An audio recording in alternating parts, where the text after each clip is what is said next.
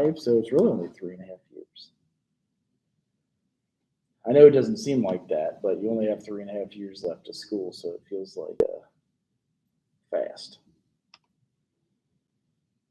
This is kind of getting into. Grammarly helps make your writing clear and concise, no matter where you are.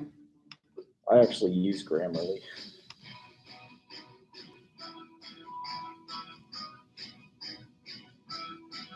And make it look like you have such a cool office. Sometimes life can get tough. And for some people, those tough times are far harder than those of the average person. Times where people can feel alone or as if they have nowhere else to turn. Social workers are a unique group of people who help those who feel helpless. People dealing with personal or social problems. They can do this case by case or via programs that benefit groups and communities. Today, I'm at the Department of Child Protection and Family Support to find out what it takes to be a social worker. As a social worker at the Department of Child Protection, practitioners ensure the welfare and safety of children and young people. With achievers specialised in specific areas, social workers provide people with counselling and support through crisis situations, as well as helping out in the community. I was just wondering, can I pick your brain on what it's like to be a social worker? Absolutely. Fantastic. Let's grab a chat. So Danielle, take us through a typical day of being a social worker. There's never a typical day being a social worker. It depends on what's happening. So believe it or not, Hi, and welcome back to Social Worker. I like this girl better because she is in her office and tells you what she does. So are all of you social work majors? Mm-hmm. Have you had any day in the life of a social worker like that you looked up? Or what made you want to become a social worker? I think there's a lot of stuff you can do, like with the group. You can do a lot, which is cool. That's why I did it. How about you guys? I want to become social because I like helping people. I like the kids. Uh-huh. I like the kids. That's why I wanted to go. And you know you're not going to be rich from it. You'll make money. You'll be fine. You'll always have a job, but like it's not like finance. I'm sure people have already told you guys that. You'll be fine. Actually, if you learn how to live simply, you'll live a really good life. But if you're big on spending and always buying, shopping, whatever, might not be. Let's watch this first, unless if you wanted to say what made you become. I wanted to be a nurse at one point, but I took anatomy and I was like, I didn't want to do it anymore. Those are tough too. Yeah, all the biology classes. Yeah, I like biology. I'm cool with it. Yeah. But anatomy was just like, it just kicked my butt. So Yep. I love human anatomy, but I hated biology. Well, in psychology, they made me take anatomy and physiology. So, yes. All right. This girl I kind of like. She's a little all over the place and has maybe diagnosable ADHD, but I feel like a lot of social workers do, and that's okay. So it's like, she's good. I thought today you're watching a highly requested video, The Day in the Life of a School Social Worker. If you're wondering what a school social worker is, feel free to watch my video for a quick explanation. I begin my day by taking off my rollers and making my bed. Once I'm all dressed for the day, I carve out some time to create and edit. Wait, are rollers for the hair, I guess? Okay, YouTube videos from I don't do that, but. Around 7 in the morning, I make sure I grab my lunch and some coffee before I'm out the door. As you can hear, I'm not alone. I have two little ones in the back seat, and we're making our way to school today. The nice thing about working for a school district is employees often get to enroll their children at the school district that they work for, and we get all student holidays and student breaks off. I will swipe in around 7:40 in the morning, and then I settle in for the day. I try to check emails and eat breakfast before the bell.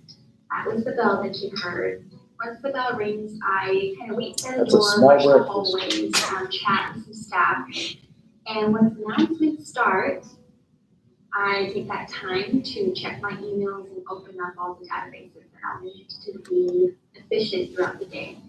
So I have a student database, my email, and then I also open up a to-do list or a running list of phone calls I have to return or people I have to follow up with for the day. So announcements are done and I can check my messages now. I see that little flashing red light. It means I have more than one message. So I am writing down some important names and numbers, and that's a good check right there. Like, you're in school. I actually got a quick phone call while I was taking my messages from the front office, and in this situation, I was ahead of it. I already knew what was going on. So that's a nice feeling. Yes, we probably said it. Coffee. Great, thank you, ma'am. And back to taking notes. Although you might have your plan for the day and your schedule, it can change at a moment's notice, and that's what happened on this day. I was called up to the front office to the family that needed very significant resources, so I ran back to my office for confidentiality reasons and privacy and so I can get that service. We do run a program out of our district to get that facility, so that's what I ended up providing for the family. And now I can get back to my regular scheduled workday, which is a visit to the alternative center. I sign out at the front office to keep accountability, and then I'm off. But before I go, I do get a phone call from an administrator, and they are needing a whole visit to be done as well. So this will be done on my way back from the alternative center, which we're headed right now.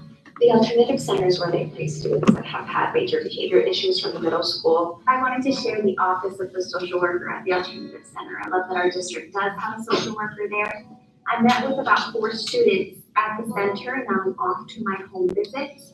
It is in a gated community, and thanks to the FedEx man, I kind of crept in. And be on the lookout for a video on what I take with me and how I run my home visits. That should be posted soon. I'm back on campus now. I have a focus playlist on, and I'm ready to meet with students. I will file any notes that I've taken, any follow-up, any documentation that needs to be done in the system over here.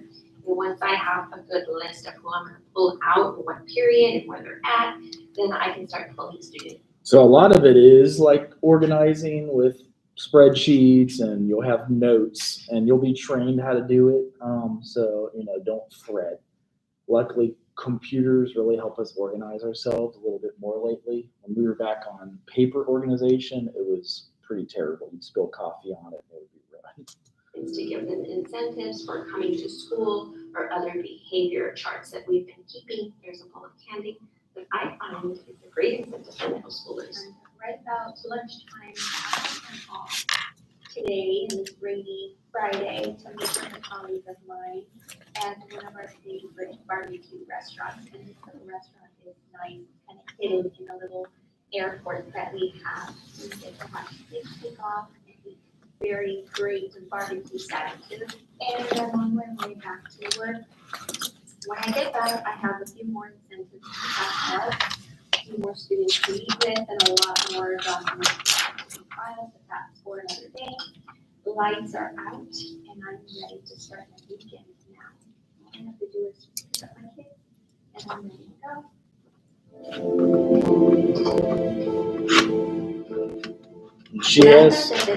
She has 2 kids too, so sometimes people worry we can't do a professional job with kids, and then it's nice to see people kind of portraying that it is For possible. my day in the life of a school social worker. As I mentioned before, each and every day brings new and different challenges. If you are interested in watching more, I am thinking of creating a playlist on my channel to share more of my experiences, more videos just like this. So comment down below if that's something you would like to see. If you're new, thanks for watching today. I'm happy that you found me. I hope you subscribe and click the little bell to get notifications for my new videos. I'm wishing you social work success. Till next time. You're on my YouTube channel right now, by the way.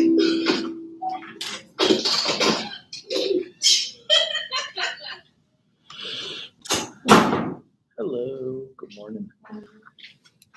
So yeah, obviously that's more of a school social worker, but it's a little bit different for each job. I worked a few years at Claremont Recovery Center, like in an addiction recovery placement, and we would have to go into those juvenile detention centers sometimes and see kids. I've worked with adults at Ohio Mentors, so sometimes that's easier because you're only working with the adult. When you work with kids, you work with both mom and dad and the adult, and the kids. So you've got 3 or 4 clients at times. And And then this weekend, I was on call for hospice, and they never called me out. I had 24 hours at $8 an hour.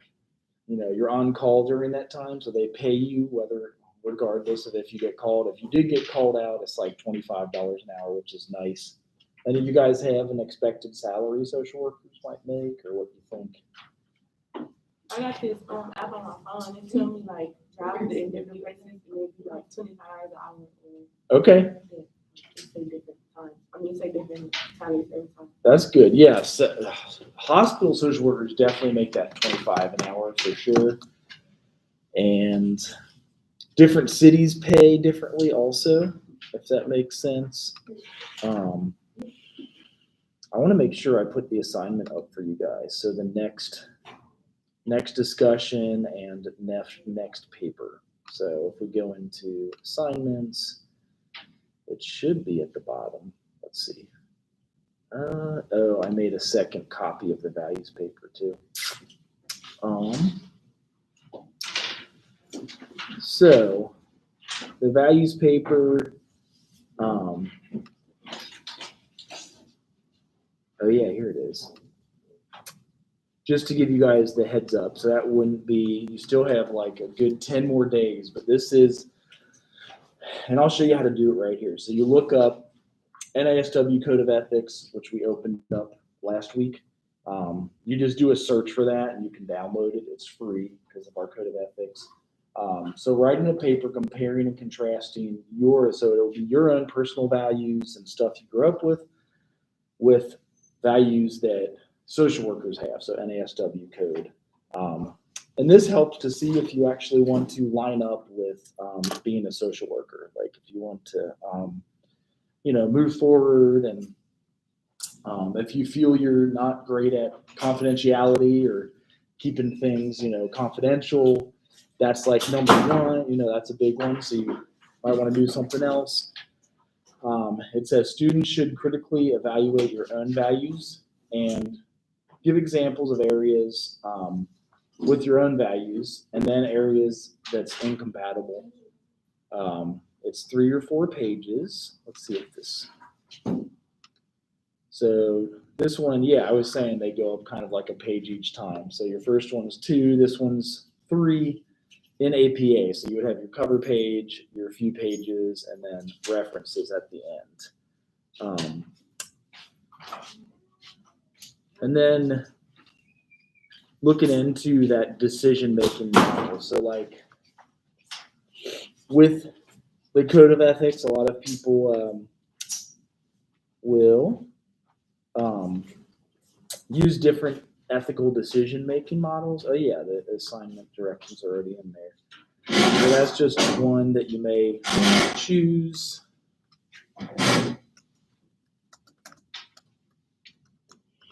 There was a video that I pulled up that was helpful for the introduction to the Code of Ethics.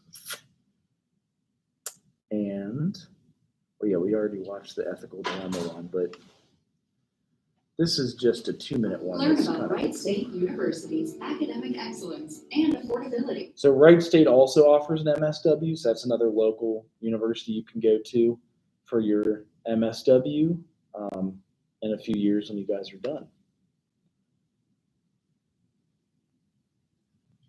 So here's the code. Welcome. This is going to be a very brief introduction video about the National Association of Social Workers Code of Ethics, the 2017 edition.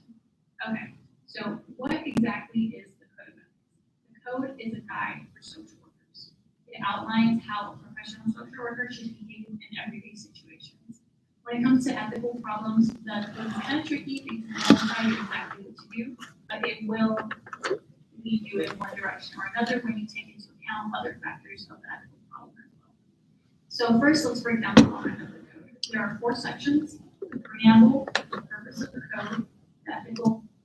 So the principles and the standards are where you'll pick what you're writing on. So you'll see like an ethical principle you line up with and a standard, and then maybe one where you're like, I might have a hard time doing that, but to follow law, licensure, I'll be okay with it. Principles and the ethical standards.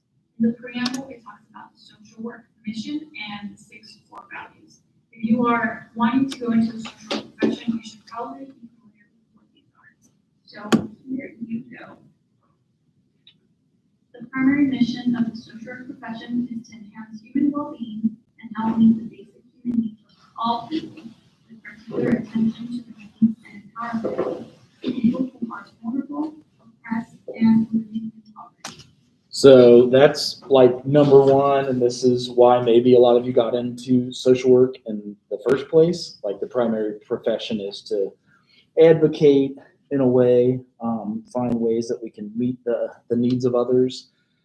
That's why I'll do a lot of videos on monetary policy and like food, water, shelter, basic needs stuff, because that can be a big deal, really. That, you know, if somebody's missing that, it's hard to move on up in the world, if that makes sense. It's hard to,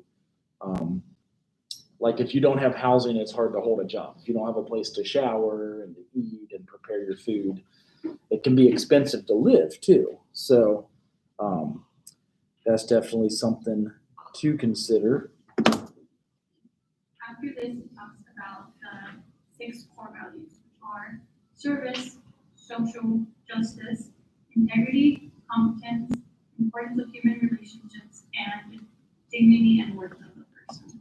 So after this, it talks about the purpose of the code, which we kind of touched base on. So the third section are the ethical principles.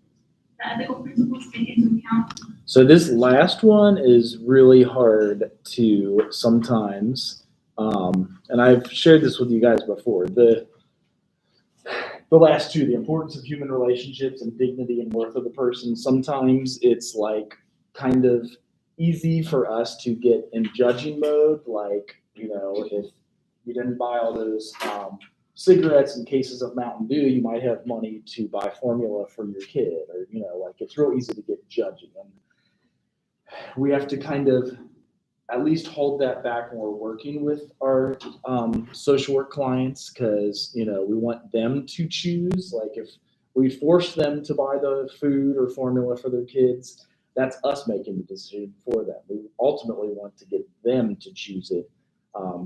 Clearly, if there's an issue and the kid's not being fed, 241 kids will get involved, you know, like Child Protective Services. So that is a stopgap. But our idea is to educate people and to find ways to get them into, you know, having dignity and worth for themselves and others in their life. And worth of the person. So after this, it talks about the purpose of the code, which we kind of touched base on. So the third section are the ethical principles.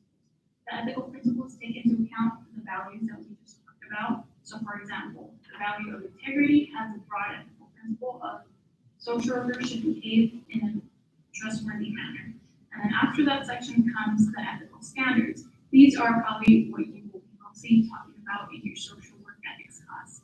It goes from 1.01 to 6.02, and it talks about the responsibility you have as a social worker to your clients, to your colleagues, to the social work profession, to broader society, to practice settings, and And this is one I went through on Thursday, but they have a lot of rules when it comes to, like with clients, never having a sexual relationship with a client. And we're different from like the legal field and with the field of law, where they would say maybe like 5 years after you have a client in the field of law, you can then have a relationship and like get married to them. And in the medical profession, it's something like 3 or 4 years. So social work actually has a stricter, you know, because we work with vulnerable population.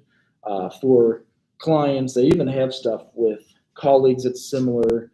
The profession in itself, like there'll be cases where we have a duty to report if there is child endangerment, if your clients are harm to self or harm to others, even our responsibility to the broader society, practice settings, and professionals. So those are other examples of you can write where you think you might have a challenging time with, or you think it will be easy as a social worker to do, or other occupations. Anybody else here something other than a social work major? Are you guys all social work majors? Okay. Sometimes we get, you're a psych major. So they have their own code of ethics, and it's very similar. So like a lot of them like take examples and ideas from each other, so they're almost identical. And I always want to make sure to make note of that because it's nice to know we'll work with someone who gets a psych degree and a license in psychology. They'll have a very similar code of ethics, so they almost line up identically in some cases. As professionals. It just kind of goes into depth in each category of what, as a social worker, you should and should not do, and then things you might want to watch out for. So I would encourage you all to read the code of ethics. I hope this video helps. Thank you guys for watching. And she may have put a link in lower, and she might not have, but all you have to do for the assignment is to search the NASW Code of Ethics. So National Association of Social Workers Code of Ethics. It's plural. There's a lot of ethics in there. And you could get it in different languages if you wanted to. So, and it gives you the space to read it and to go over it. So opening up to you guys, were there any questions about the assignment or even like the discussion? So I added the next discussion and next assignment. They're not due for like 10 or 11 days, but next week. Any questions? You all have a fun weekend, or was it just like boring on campus? Anybody go home? How was it? Yeah. I did that when I lived in Lexington for my social work degree. Anything fun going on at home? Same old stuff. I didn't like go home, but my sister lived in Minnesota, but I went to Kettering where my sister lives. And Okay. it was her husband's family reunion, so it was nice to meet that side. Oh yeah. How far is that anyway? Kettering Yeah. by, I think 30 minutes, 35 minutes. Oh, so it's local. Okay. Because Yeah. I thought you were saying some part of Minnesota you No. went all the way back to. Yeah. Yeah, I lived in St. Paul for 7 months. Yeah. Well, I'm from like suburbs. Right. Minnesota, Right. But I just say Minneapolis and stuff, Yeah. but The Twin Cities. yeah. All right, so no questions about that assignment. You do have a good 10 days to jump it in there because we're moving on about with these. And yeah, after sitting on it too, any reactions about the ethics with the Tuskegee experiment or the forced sterilization? Any thoughts about that? How do you guys feel on those? You remember watching the video? I still feel like it was really messed up that they had to go through that. What's that? I still feel like it was really messed up that they had to go through that because they're like our ancestors. And the way I see it is, I don't think about them as being my ancestors. I think about them as being my parents. Like watching my parents or hearing my parents go through that. Right. Yeah. Yeah, and that's why thankfully we have these code of ethics. I know they took forever to get up and going. Now, are you referring to the Tuskegee syphilis experiment or the forced sterilization one, or both, I guess? Yeah. Yeah, and these are the most flagrant examples of like, you know, ethics violations and like why we have the ethics in the first place, why, you know, if you are reading stuff that you're concerned and want to take the religious exemption. I think I finally found the form for you guys. If you got the shot, you upload to a certain website. You guys have that website, or you upload your exemption to that same website. Because I think they sent an email out on Friday, right? Did you all get that email?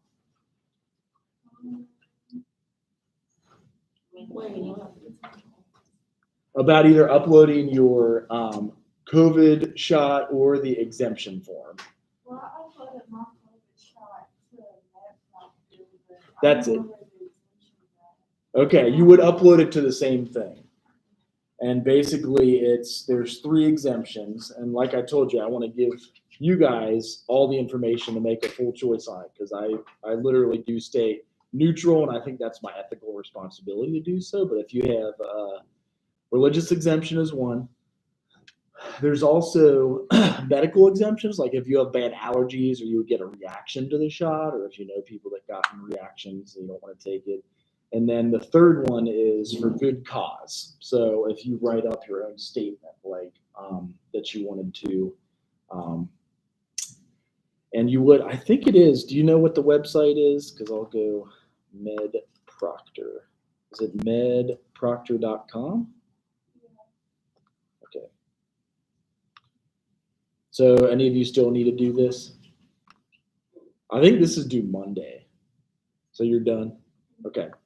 Right. So I think they have you create a login, you do whatever, and then the same place that you would upload where you like got the shot, either 1 or 2, you would upload your exemption. And that's okay. And it's also protected information, kind of like the code of ethics. So if you want to keep it confidential, you don't have to tell anybody. You know what I mean? Like, regardless if we got the shot, you have to wear a mask. For a while at hospice, those who didn't have the shot were allowed to go maskless, so you could like tell who got the shot technically. But now they're saying everybody has to wear the mask anyway, if you got the shot or not, I think. And so it is medical information, so you don't have to tell anybody. It's your conscience, so it's like your decision what route you would want to go. You know what I mean? Like however you feel about it, and you can be outspoken about it and not talk to anybody about it, which is perfectly okay. Thank you. Oh, that's right. Do any of you guys know why we had Labor Day in the first place? Like why it's a holiday? Somebody asked me that. Actually, I think it was one of the Russians. Do you guys have any of the Russians in your class? They're from Russia. Oh, yeah. They like stand out. They're like the only Russian-looking people on campus, kind of.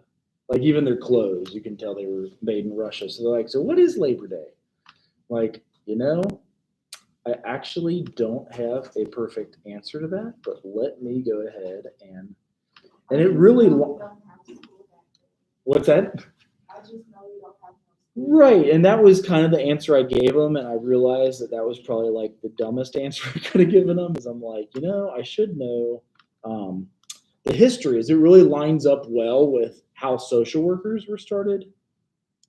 Labor Day origins.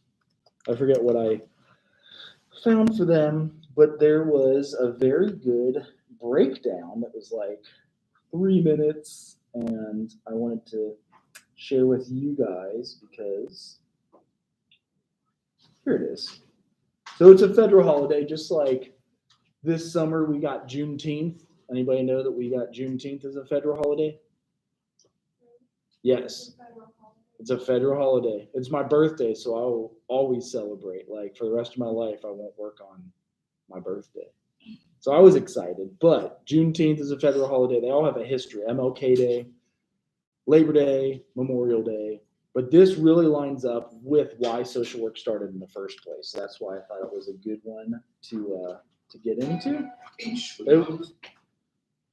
Now, I didn't know Grubhub gave you free access if you have a student account on Amazon to order food like that. I just found that out this weekend too. I was a little excited.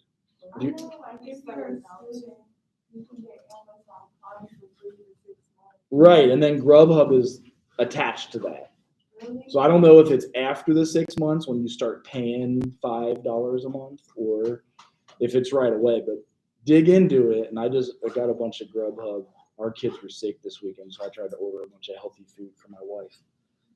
So this really is like the history of social work, how we started too. A lot of folks out there got the day off from work today because it's Labor Day, but do you know the real reason on why we celebrate this federal holiday? Well, ABC News correspondent Eva Pilgrim is going to give us a little history lesson. It's known as the unofficial end of summer, the first Monday in September, Labor Day, an American holiday where people gather across the country for parades, picnics, and parties. But besides all the bands and burgers, what's the real history behind Labor Day? The holiday is rooted in the late 19th century, but the true founder of Labor Day has yet to be identified. Many credit Peter J. McGuire, the co-founder of the American Federation of Labor, while others have suggested that Matthew McGuire, a secretary of the Central Labor Union, first proposed the holiday. Labor Day was born amid violence and unrest over oppressive working conditions. In the late 1800s, at the height of the Industrial Revolution, the average American worked 12-hour days and 7-day weeks, often in. So you remember the start of social work and like how it matches up to this? The social workers got out and organized and protest, especially the child labor, but then the 40-hour work week. So very similar to the origins of Labor Day in the late 1800s. In unsafe conditions just to make a basic living. As a result, labor unions became more vocal, organizing strikes and rallies to protest poor conditions. On September 5th, 1882, 10,000 workers took unpaid time off to march from City Hall to Union Square in New York City, holding the first Labor Day parade in U.S. history. The idea of a working man's holiday caught on across the country, and many states passed legislation recognizing it. And on June 28, 1894, President Grover Cleveland signed a law declaring the first Monday in September Labor Day. Now, over 125 years later, amidst barbecues, cookouts, and celebrations, American workers are facing drastic changes to their working conditions yet again. The pandemic has led to one of the worst U.S. recessions in history and cost millions of Americans their jobs and businesses. Over this past year, there were dramatic increases in resignations too. A record 4 million people quit their jobs in April alone. And the pandemic also migrated thousands of companies to remote work, giving some employees flexibility that had been previously unattainable. So as we celebrate this year, we are paying tribute to the millions of laborers who keep our country strong, reflecting on the new normal for so many workplaces, and reimagining what the labor force will look like in years to come. And the rest, as they say, is history. And a big thank you to Eva Cover for that history lesson. So, anybody know workers affected by the pandemic? Like you had to go virtual, or it was a layoff, or like the company closed? Yeah, some factors, it's really them. Which factories they have? Like DHL and stuff? Or No, they got Dana, Chrysler, and Jeep. They got them. okay. And I think Jeep was laid off for like 6 months. Yeah, so cars are kind of slowing production.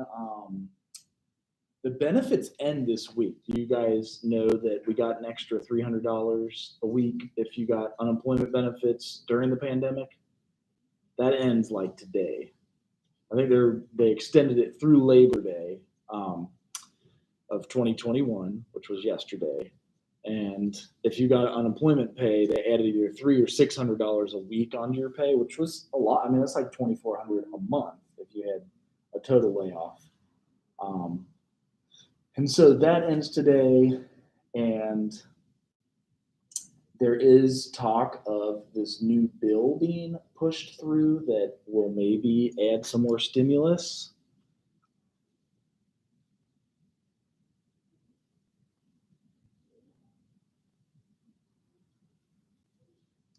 But if you guys haven't heard me cover this yet, those exciting checks. How many of you guys got a check last year because you were a person who paid taxes in the year before? Like if your parents didn't claim you. If your parents claimed you, you probably didn't get it, but your parents got it. Yeah, my parents got it to me. Okay. Did they hand it right over to you like, all right, here's the $300? They're like, I'm paying for your food. It was more than $300. Was it? I think it was $1,400. Well, you get like $300 per kid, and then okay, the first stimulus check. I hear what you're saying.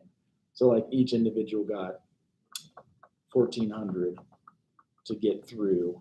So none of you guys got that check. I guess you would have to be either 18, 19, and had a job the previous year before and paid like taxes because it was a direct deposit. I started getting one last month for our first kid. They give you $300 a month for each kid you have. We have 2 kids now, but he wasn't on the second filing. Like, you know, it would have to be New Year's Day when your tax year ends. So, oh, they did. That sounds right. So, anybody hear of inflation? So, like, this is kind of where I'm going with the conversation. The money and the checks were exciting, and at the same time, the U.S. has printed double the amount of money. We had $3 trillion in circulation last year, and supposedly we have $8.1 trillion circulating around right now. So it was $3 trillion. We gave out a lot of checks. That was exciting. I definitely spent it right away, you know. But I saw gas prices and milk prices and bread prices, so it's like, shoot. Yeah. Well, even like Grubhub, I started ordering today, and I was like, what the heck? I guess they raised their prices by 30% on all the orders. Food in general is. I just seen that. They said that they about to sue them, I think, for price tax or something. Like they know what price. So what is this again? Like, they're just overcharging people, right? Yeah. Oh, you mean on your bill for being a student? No, like, DoorDash or DoorDash. Oh, so you have to like call them out on your. Like, one thing will be like $25, but if you go to the actual store, your meal's really $7. Like, Really? yes. So are they getting busted for it? I've seen them post on it, but I don't know if they're like actually. Because probably when you click through, they give you a contract that reads real fast. You're just like click, click, click, and they're like, "Well, we sent you a contract. You read it. You agreed to it." And it's like, no, I really. That's ridiculous. It should not be that hard. I was a little annoyed, and then both our kids are sick, so I tried to send my wife a coffee and a bagel, and she said she got it and like the lid was halfway on, so she carried it with the baby and it fell all over the couch. I was like, so inflation is bad. Well, here we go. This one is interesting because there's several websites that give you the inflation. I know this is also semi-boring, but it really affects us, like especially when you start paying for your own stuff as you guys start college and finish college in a few years. It's definitely stressful, and it's it's something that I would like to address because it affects everybody. So like people that are trying to pay for their basic needs. If food goes from 10-12% of your like income to 25 to 35%, and housing is already 50% of your income, it makes it hard, And so like these are the folks that we're working with, and that's partly why we have this. So has anybody ever seen this? How much the dollar was worth in 1913? Did I tell you what a $20 bill was in 1913? It was an ounce of gold. And then, do you know how much a $1 bill was or what a $1 bill was in 1913? Very similar to gold. So if you had a dollar that you kept from 1913, it's now worth $27.58. The reason being, a dollar back then was a silver ounce. You ever hear of a silver dollar? Like that's a for real thing. So like your parents might keep old coins or like JFK half dollars. They're silver from 1968. So if you ever see those dollars, which is probably even still, let's do 1968. It's very similar. But like if you had a dollar in 1968, this year it would be worth $7.84. And I'd argue it's worth more. It was still silver back then. They took us off the silver standard, and they took us off gold in 1933. So this is when the big jump happened. So it would still be worth $21. Anybody know how much an ounce of gold is nowadays? Like if you buy a gold necklace, how much is that? That's a good way to equate it. Or if it's like 12 karat gold, which is half 50% gold, I feel like they're like $200 or $300, right? If it's pure gold, you can buy stuff that looks like it. So an ounce of gold is 1,700. Let me give you the exact price. 1,700. I'm guessing at this point, and up to date 1,801. So that $20 bill that was an ounce of gold is now 1,800. So what is that? 90 times the value, I guess. So this is kind of the example. And you also see gas price go up with that. You'll see bread. You'll see like the basic needs, and why, again, with Maslow's hierarchy of needs, why we connect our people with basic needs first. So it'd be, again, housing if needed, a food pantry or soup kitchen, the ability to even grow their own food, which like that urban farming one was. I want to go to 1971, because that's the year that they took us off the gold standard, August 15th, 1971. So that's still 600% increase. So like if you had $100 back then, it's now worth $674. A car, I think my parents bought a house in that year. No, they got married, so they might still be, they lived in an apartment that didn't have really good heat. My mom said the windows would freeze on the outside. There was probably bad insulation. And that was in 71. But their first house they bought for $20,000 or $30,000. You can't buy it. Now you buy a car for that. The cars back then were like $20,000, $30,000. So we'll get more into this. I just wanted to skim over it real quick for you guys. Inflation. It's something you guys might not hear a ton, but here is, just to finish off with a short few-minute video again, though. This is what happened to the dollar. And when they print more money, yes, it's exciting because we get cash in hand right away. But at the same time, we see those prices killing us. It's like, so here's the cost of living. We try to keep it low. One contemporary economic myth is that the cost of living has consistently risen over the last 100 years and has never been higher for most Americans. At first glance, this seems to be true, as the sticker price of most goods and services is higher than it's ever been. One thing we need to take into account there is inflation, of course. But beyond inflation, the reality is that most goods and services have never been cheaper. The way to see this is to think about the cost of goods and services in terms of the amount of labor time it takes to purchase those at the average industrial wage. So for example, when the average industrial wage is low, it takes a lot more labor hours to purchase the average good than it does when the average industrial wage is high. What we discovered is the cost of pretty much everything is dramatically cheaper than it was 100 years ago or even a generation ago. For example, in 1920, the average private sector wage was less than $1 an hour, and a 3-pound chicken took about 2.5 hours of labor time to purchase. If we fast forward to the turn of the 21st century, when the average private sector wage was about $12.50 an hour, that same 3-pound chicken took about 14 minutes worth of it. So this is interesting because he's arguing the flip side of it. And this might be true, but I feel like a pound of chicken is actually a lot more than that right now. But I do love hearing both sides of the argument. This guy is saying, which a lot of folks say, that inflation is going down, which I think is true on TVs, computers, cell phones, and electronics. But stuff that you actually need and use, like school costs, education, your tuition price, food and gas, and stuff you use every day, I think the chicken's a little more than that, but I'll hear him out because he's arguing the other side of this. If we think about other kinds of examples, in the early 1960s, I could have gone into an appliance store and for $500 bought the top-of-the-line home stereo system. Today, that same $500, you can go into the store and buy 2 new iPods. Not only that, the iPod can carry all of your music with you anywhere you go, whereas the old stereo system had to stay in your home and could only play one thing.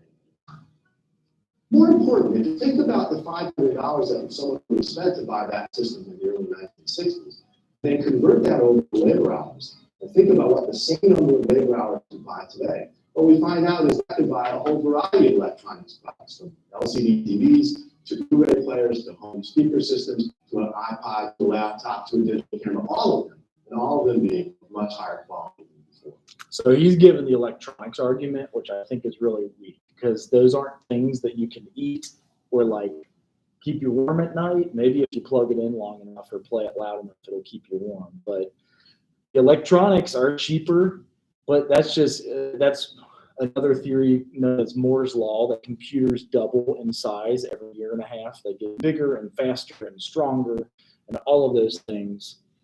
That's actually pretty nice. That's almost like a decoration, you know, that's like a piece of furniture. So a hi-fi stereo is cool, but it had cabinets and whatnot. Some goods are actually more expensive than they used to be, even if we calculate in terms of labor hours. One example of this are cars. Cars actually cost slightly more in terms of labor hours today than they did decades or even almost 100 years ago. But What's that? The cars are? Yeah, they're totally more advanced compared to the cars we had then. Right, yeah, yeah. And this is good, is like you always want to get a debate and a discussion, but like your all's experience, what's happening? Are prices going down for you? Is stuff getting cheaper? And let's see what year he made this, because this was in 2011 when inflation started. So this was our first printing of money. Like we agreed to print about, I believe we had 1 or 2 trillion in circulation in 2011, and now they went up to 3 or 4 trillion in circulation in like 15, 16, 17, 18. And then when the pandemic hit, they doubled it again. Well, let's see what kind of cars he shows, if it's cheaper or better. One of the important things to realize here is that what we're buying with our money is not quite the same. Cars early on, of course, were basically 4 wheels, a seat, and an engine. Today, they're safer and they last longer. Today, Like you get 100,000 miles out of your car, you feel like you've been ripped off. To get 100,000 miles out of a car in 1920 or 1950 was nearly a miracle. So even though cars cost a little bit more in terms of labor hours, what we're getting for them is a lot more. The dramatic fall in the cost of living over the course of the 20th century illustrates perfectly the power of market competition. As firms compete for consumer dollars, they have the incentive to come out with new and better products that are continually cheaper. Firms have the incentive to innovate, to find more efficient ways to make those products, and to make them available to more Americans. The result of all this is that poor Americans today have more standard household appliances in their homes, such as microwaves, refrigerators, freezers, air conditioners, even cars, than did the average American family a generation ago. So clearly, over the course of the 20th century, the cost of living has fallen as most goods and services are cheaper in terms of the labor time it takes to spend. And as a result, all Americans, poor class as well as middle class, are living better than ever. So I bet you in the comments, if he opened them up, this dude got slammed in the comments. Seriously. Because he does make some points, but again, most of it was about electronics, appliances, and cars, which sometimes you need that to drive and have a job and pay for things nowadays, or to cook your food or whatever. But like, one tricky thing the U.S. government did about our inflation index is they took out gas price, energy prices, and food prices in the CPI, which is the Consumer Price Index. They also, when they give you inflationary prices, sometimes if it gets too expensive to buy steak, they'll replace it with like a Wendy's hamburger, you know, like some cheap meat that has soy in it instead. So some duper in the day of pitchforks, this man would have been an example. So I think that, you know, he makes good points about electronics, but it does appear that most things, especially food and energy, are very, very, very expensive to buy nowadays.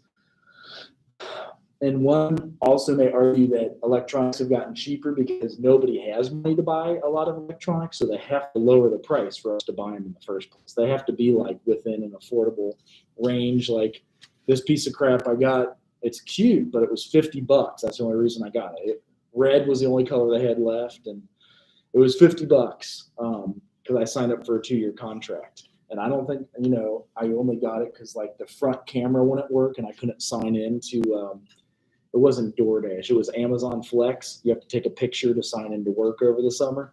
And I couldn't take a picture with the selfie camera broken. So I'm like, $50, you can take that in a 2-hour delivery. I'll go ahead and buy the phone and it'll pay itself off in 2 hours. So electronics have definitely gotten cheaper. But again, because a lot of people don't have spare money, did anyone see examples of food challenges during the pandemic in your neighborhoods? Like, I know I ask this question a lot, but I always try to get, yeah, so here's your big one. What about homes and energy? You guys ever had to take a look at energy bill from heating the house in the winter or cooling the house in the summertime? Yeah, it's high. Do you have to pay yours at your apartment? I live in a house. Is it more, has it gone up? I pay lights, I pay lights, I pay the heat. It's all separate. Right, Like the lights is depending on. right. And the heat is the metering. Yeah, so But in the summer, my metering is like my metering real low. Okay. Probably like $30, $20. okay, But like we started close. yeah. Maybe high. Yeah, and if it wasn't bad, we wouldn't offer heat assistance programs or the mortgage assistance programs or the rental assistance programs. You know what I mean? Like those things wouldn't be showing up if stuff was getting cheaper to live. And he gives the example of like industrial jobs. Like if you had an industrial job, you'll make 20, 25 an hour. That's true. And at the same time, well, yeah, here it is again. The people said housing, food, and healthcare costs make up the majority of expenditures. So where are these items in this video? Healthcare is another one. I don't know if any of you guys have to pay for healthcare or do they give it to you free at Central? I know if you make under a certain income, how much is Central's healthcare? It's not like 800. For the whole semester? Okay.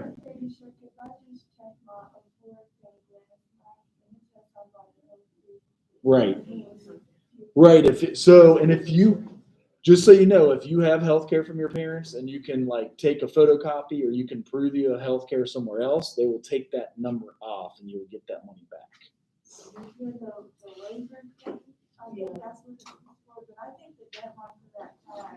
Really? That's, yeah. It's annoying because then it's almost like they don't even show you a bill that you owed for the health care until after the waiver was due. So how are you supposed to remember? It's like,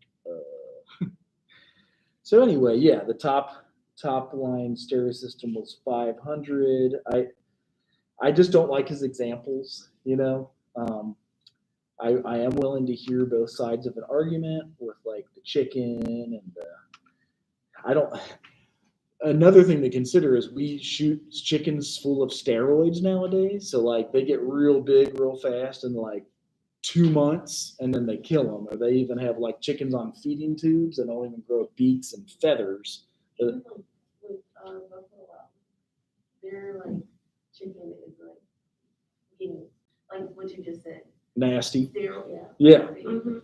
It's GMO, which means genetically modified organisms. It's so you need to buy certified organic chickens, and they're even trying to find ways to. So here's that date I was telling you about, and I'll finish on this. So it was August of '71. I know it's a long time ago, but I was born in the '70s, and my sister was already alive then, so I remember hearing about this. And my parents said there was a gas line for like a mile. You had to wait. Oh gosh, we're going to get advertisement. Watch out.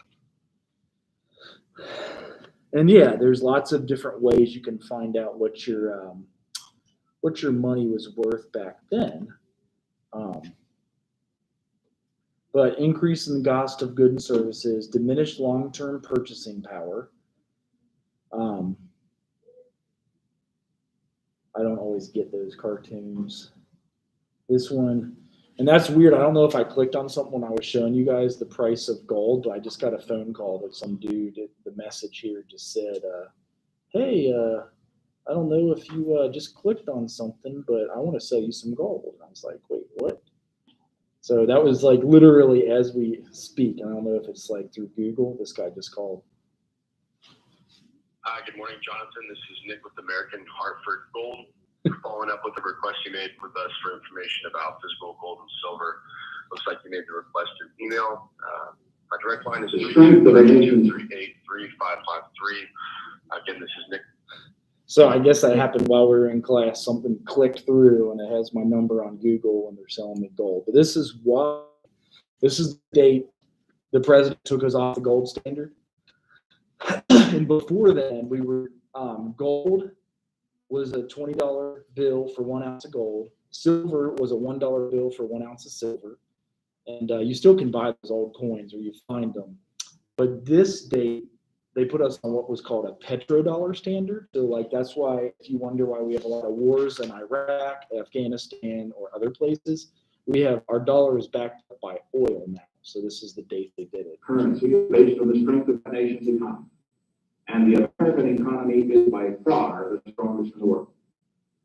Accordingly, I have directed the Secretary of the Treasury to take the action necessary to defend the dollar against the speculators.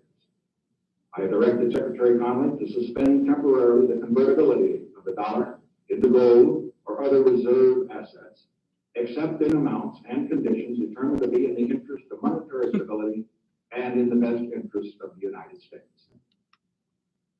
Now, what is this action, which is very technical? What does it mean for you? Let me lay to rest the bugaboo of what is called devaluation. If you want to buy a foreign car or take a trip abroad, market conditions may cause your dollar to buy slightly less. But if you are among the overwhelming majority of Americans who buy American-made products in America, your dollar will be worth just as much tomorrow as it is today.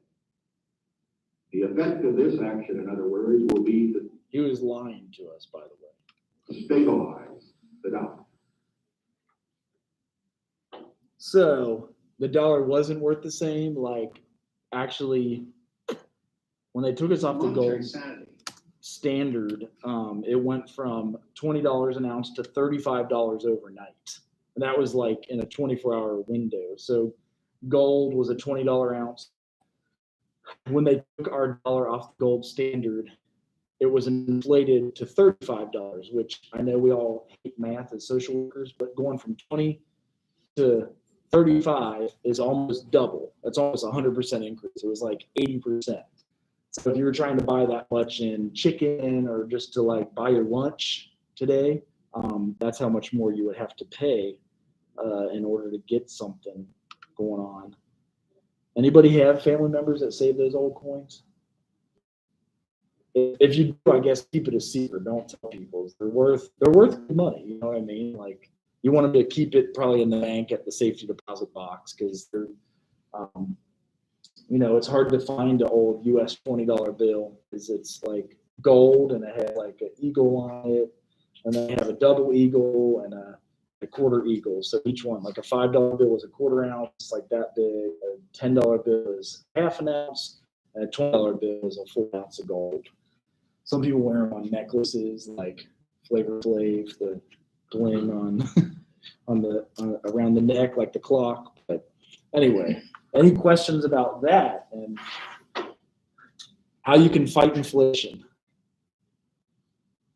So if you take that, like the one you said where it's going to happen, you take that to a store, like they'll let you buy something with, or Some states, yes. In Ohio, I don't think so. Like they count gold and silver as monetary vehicles. Here, they would be like, "What the hell is that?" They'd be like, or they'll be like, "Yeah, that's $20. Here's your cup of coffee." So yeah, you just have to be careful with. Today, El Salvador Bitcoin. Have you guys heard of that stuff? So they were dollarized 20 years ago. Now, because the dollar sucks, they switched over to Bitcoin. And some people are saying that's a big mistake because Bitcoin is not much different than the dollar. You can like make it vanish overnight. You can make it disappear. And I know 200 Bitcoins though. Does anybody know how much one of those is if you bought a Bitcoin? I think it's $58,000. Let me check. For one Bitcoin. And like in 2011, it was $100. I never bought one, and my friends are like, "Dude, you got to buy this stuff." It's $50,000. It went down, But if they bought 200, what's 200 times 50,000? I guess that's their reserve currency. Is that $1 million? That might be $10 million actually. So this was today. El Salvador became the first country to adopt Bitcoin as the official currency. So there's a lot of fighting, a lot of bad weather, hurricanes that are changing the food prices, but printing of money also raises the food prices, and it affects our clients who are the most vulnerable the most. I won't show you a boring Bitcoin video. You can look it up yourself. It's just, and they were warned against a volatile crypto because you can see it crash 90%. Like there was a moment when Bitcoin went up to 10,000 and it crashed all the way back down to 600 again. So that's like 95%. So some people are saying don't do it. Oh, it already hit snags. So I was wondering what facts would be put out about this video and the volatility of Bitcoins and stuff. But the most poignant and interesting thing here, though, is that we all want the same thing. We want to have like a full belly at the end of the night. We want to have a warm house to sleep in, or if it's hot outside, a like air-conditioned house to sleep in. You want to have other basic needs of like entertainment and connecting with people, and it's just it's different. So as social workers, we will find ways to do that for our clients and do it in the most ethical way. So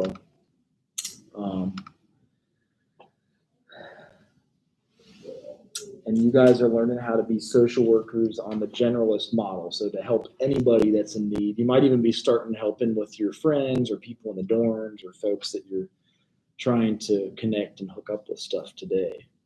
So any other questions? Because I am done, but I just wanted to kind of go through some of this because it's hard to make sense of. Yeah. So for the paper, Uh-huh. you want us to, we're getting like all the information to help us with the paper. Where can we find like that? Right here at socialworkers.org, they have the code of ethics, and then the instructions are right in your assignment here. This is a values paper, and it'll say, it says Do we have to cite that? yeah, yes, I know it's hard, but I'm getting you guys used to citing because like everything you'll cite.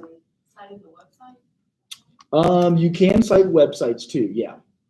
So what's that? Which one do you want? You mean the code of ethics website that you would cite, or an article? Articles are technically better. So if you go to Google Scholar and did like NASW code of ethics, you'll find a lot of articles about it.